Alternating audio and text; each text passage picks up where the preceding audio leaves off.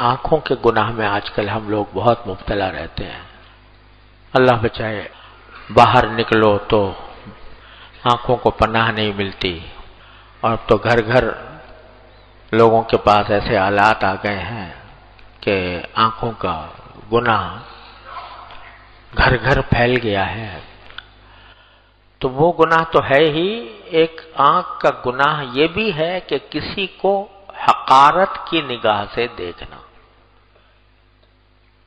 کسی کو حقارت کی نگاہ سے دیکھنا، یہ بھی آنکھ کا ایک بہت بڑا گناہ ہے. حقارت کی نگاہ سے کب دیکھتا ہے انسان؟ جب اپنے آپ کو بڑا سمجھتا ہے، اپنے آپ کو سمجھتا ہے کہ میں دولت مند ہوں، میں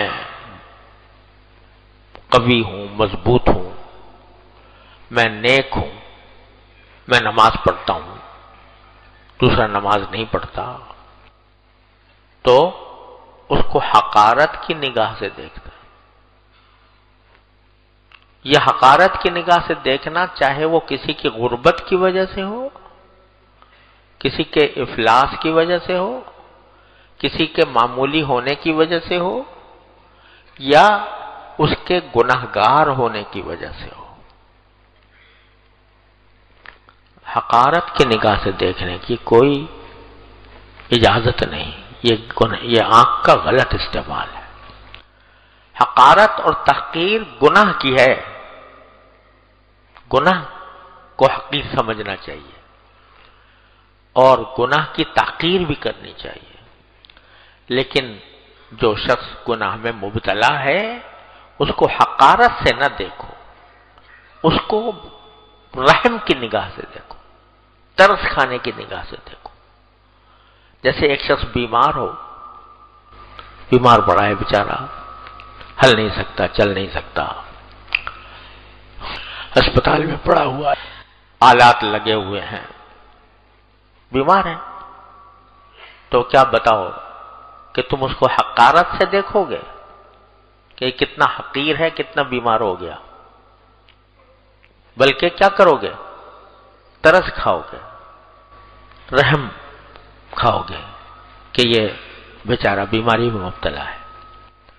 دل میں ترس کے جذبات پیدا ہوں گے.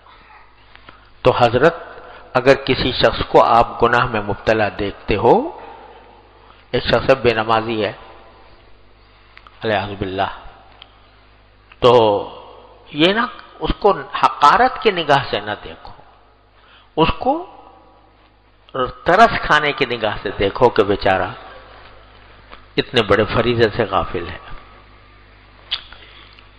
اللہ تبارک و تعالی سے دعا کرو، جیسے ایک بیمار کی دعا کی جاتی ہے، بیمار کے لیے دعا کی جاتی ہے. بیمار کا کچھ علاج، اگر علاج بس میں ہو تو علاج کر لو، کچھ سمجھانا چاہو اس کو محبت سے سمجھا دو اور اس کو بات پہنچا دو، تبلیغ کر دو، دعوت دے دو.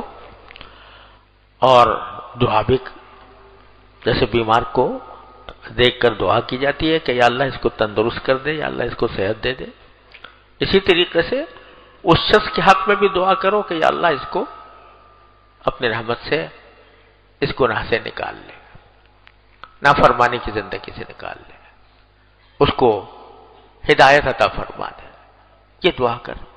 حقارت کی نگاہ سے دیکھنے کی تمہارے اندر کوئی، تمہیں کیا پتا کہ اللہ تبارک و تعالیٰ کے ساتھ اس کا کیا تعلق ہے؟